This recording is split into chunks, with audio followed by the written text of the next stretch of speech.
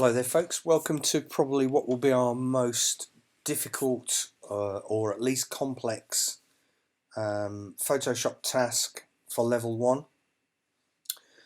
We're going to take this image of a polar bear, combine it with this image of an industrial smoky landscape, and do it in a sort of a double exposure method to result in something along these lines. This is one I've done before. Our final result will look slightly different to this. I've got a different typeface for us to use and so on, but this is an earlier one that I made, and you can see that the industrial landscape takes the shape of the polar bear, and we add a type layer as well to give a kind of a climate change message to the final image. Okay, let's get started. If we go to our polar bear, we need to select this polar bear out of the white. We'll use our quick selection tool, and we'll use the plus version to begin with. And as you've now become familiar with these tools, you have to stay inside the area that you're trying to select as much as possible. I'm going to start by the bear's ear and just get it going.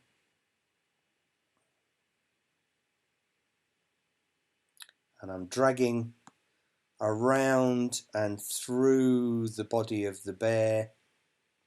It looks like I'm going closer than you would, closer to the edge. And the reason it looks like I'm going closer to the edge than you might is I've made my cursor more visible, and the actual effective part of this cursor is within the bit that you can see. Now, just so that you know, it will almost inevitably select the bits between the legs. We'll sort that out later. So if we just go across, you see the back is coming along okay. This back end might be a bit tricky because it gets a bit sort of hairy down here with the separation of the tones, but I'm just carefully staying in, and if I do a bit and then stop, there you go, that's not too bad.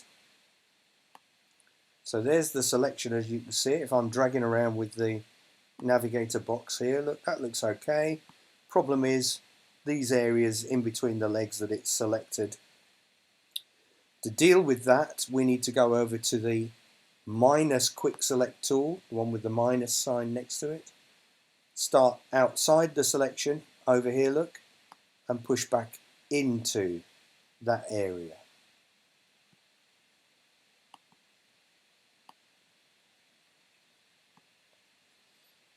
I can click and drag down that bit there, and it might jump and select, or it might not. I need to be careful. There we go, that'll do it. Starting outside in this case because it's got open access. And now we've generally selected the shape of the bear. Okay? Let's just zoom out a tiny amount. The problem is the back edge of the bear, the back edge of the bear's legs, sorry, are complicated and hairy. These edges are pretty well alright, but look, that feathery hair at the back of the legs is, be nice if we could get that. So let's give it a go using select and mask. Up here, look, top of the page, select and mask. If you haven't got black and white selected as the way of viewing it, let me just show you. Up here, view mode, you've got all of these choices: onion, skin, marching ants, overlay, on black, on white, black on white. Just for a clearer effect, let's have black and white. Okay, we're going to click the smart radius over here. We've done this before on some of our other tasks. Over here, look, it says smart radius, and we're going to push that radius slider forward a little bit. Now, if we go too far, it starts to be good around here, but not so good around here. Okay? So we don't want to go too far. But I think we can afford to go to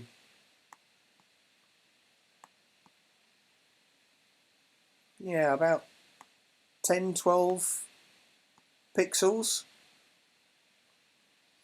But we still haven't got these long wisps of hair at the back of the legs, and it would be nice if we had them. Okay?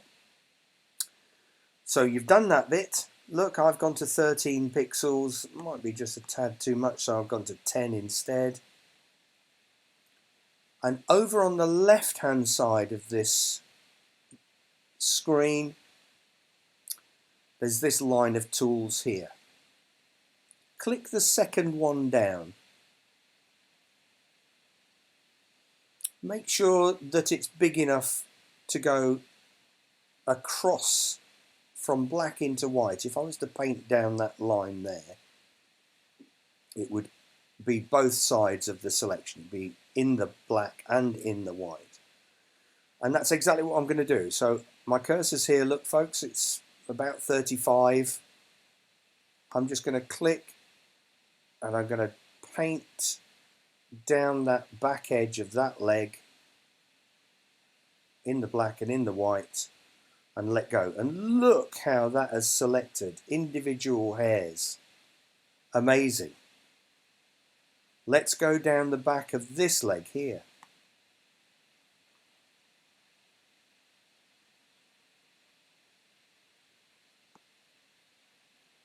Again, look, a fantastic job.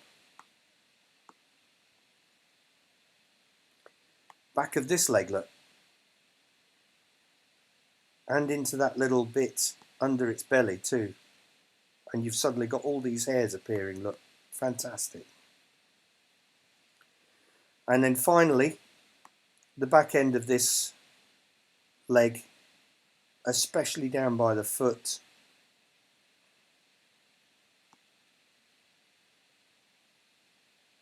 Processors, and look how that's dealt with that. I mean, that is just amazing, isn't it? How that's refined that selection for you. Okay, we want to output that selection to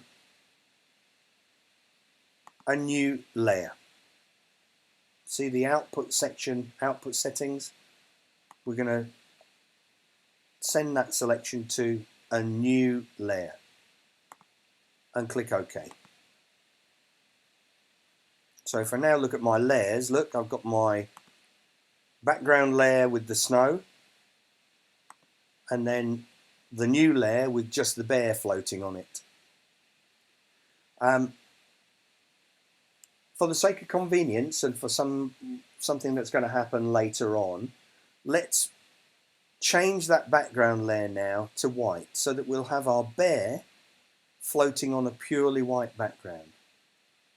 To do that, click on background there and go to edit at the top, fill, and choose white and click OK. So that's just taken the snow detail out for us. Okay.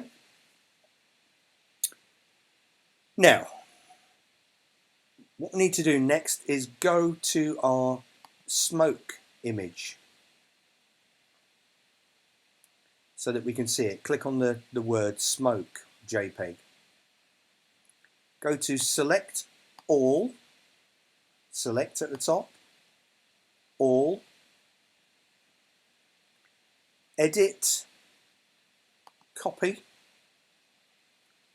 go back to the polar bear image and go edit, paste. Okay. Now we don't want the images that way round. We need the layer stack to be slightly differently configured to this. We need the smoke layer at the top of the layer stack. So if you come over to your layer stack here, click on layer 1, which is the smoke image, push it upwards in the layer stack until the blue lines appear, and then let go. Okay? That's put the industrial layer on top. I can see straight away it's far too big and there's not going to be any of the detail, but we'll deal with that later. Okay? What we need to do next is just make preparation for scaling that image down.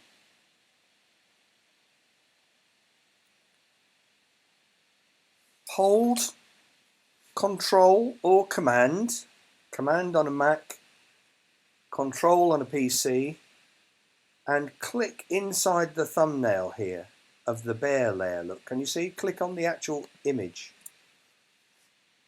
And it puts marching ants in the shape of the bear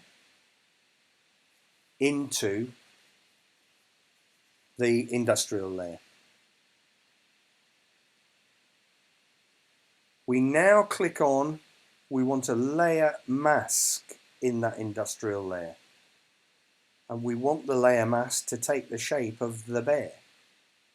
The easiest way to do that now is to click on the little icon down here at the bottom of the layer stack that looks like a white rectangle with a black circle in the middle of it. Click on that and we've got the industrial, we've got a bear-shaped layer mask, the same size as our bear itself, inside the industrial layer. Look. Okay, this is the last little bit of the first part and it's quite tricky. So let's understand what we're going to do. We're going to make the industrial image smaller so that we can see more of the chimneys and stuff, but we don't want to change the size of the layer mask, and at the moment they're linked together. Can you see by this chain? If I change the size of this, it will also change the size of this. So what we need to do is unlink the chain by clicking on that little chain link. Now what is it we want to transform the size of? It's the photo of the smoky chimneys. So let's be sure that we're going to click on the image that we're going to try and resize. Yes? So that's got the image of the smoke in the layer stack is the thing that's got the white corners on. Zoom out just a little bit so you can see beyond the picture area. If you now go to Edit, Transform,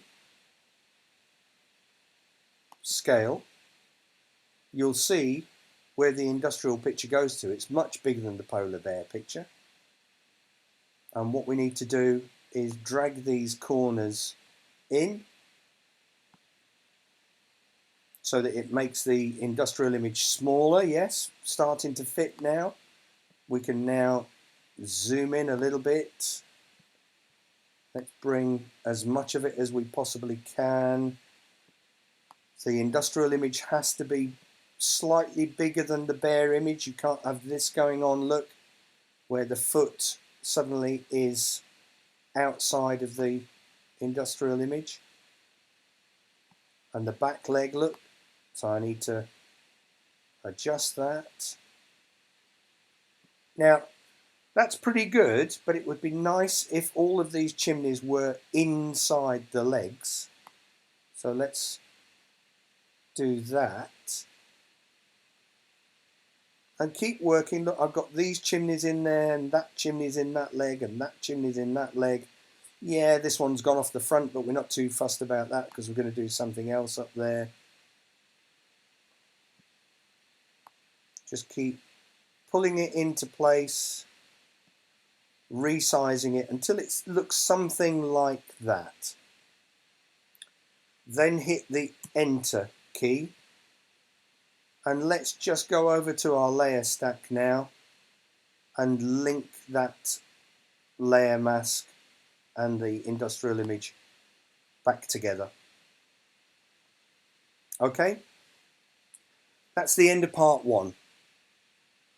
I'll be back and we'll continue to the middle bit of this, and the whole thing will start to pull together, and I'll see you soon. Bye.